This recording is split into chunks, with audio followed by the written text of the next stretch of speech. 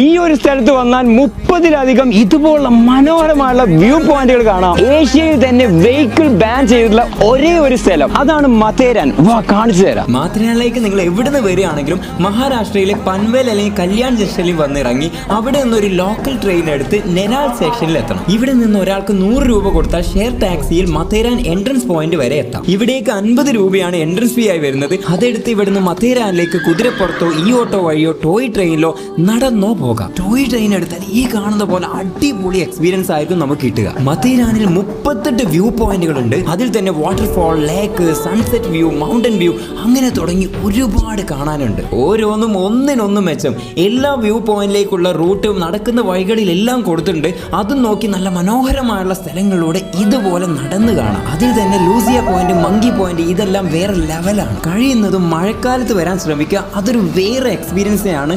അതും വർക്കിംഗ് ഡേയ്സിൽ വന്നാൽ തിരക്കും കുറവായിരിക്കും. എല്ലാം കുറഞ്ഞ എമൗണ്ടിന് കിട്ടുകയും ചെയ്യും. ഏഷ്യയിൽ തന്നെ മോട്ടോർ വെഹിക്കിൾ ബാൻ ചെയ്ത ഒരേ ഒരു ഹിൽ സ്റ്റേഷനാണ് മഥേരാൻ. അതുകൊണ്ട് തന്നെ പൊല്യൂഷനോ വണ്ടികളുടെ സൗണ്ടോ ഒന്നുമില്ല. സമാധാനം മാത്രം. കാടും കോടയും പ്രകൃതിയുടെ ഭംഗിയും തണുപ്പും എല്ലാം അനുഭവിക്കാൻ പറ്റുന്ന ഒരു പീസ്ഫുൾ പ്ലേസ് ആണ് മഥേരാൻ എന്ന് പറയാം. എങ്ങനെയുണ്ട്? കിടിലൻ പ്ലേസ് അല്ലേ? ഒരുപാട് കാര്യങ്ങൾ ഇവിടെ എക്സ്പീരിയൻസ് ചെയ്യാനുണ്ട്. അപ്പൊ ഇങ്ങോട്ട് എങ്ങനെ വരണം എന്നുള്ള മറ്റു ഡീറ്റെയിൽസ് ഒക്കെ അറിയാനായിട്ട് എന്തെങ്കിലും ഒന്ന് കമന്റ് ചെയ്താൽ മതി. ഞാൻ എനിക്ക് മെസ്സേജ് ആയിട്ട് അയച്ചുതരാം. അപ്പോൾ ഓക്കെ, ബൈ.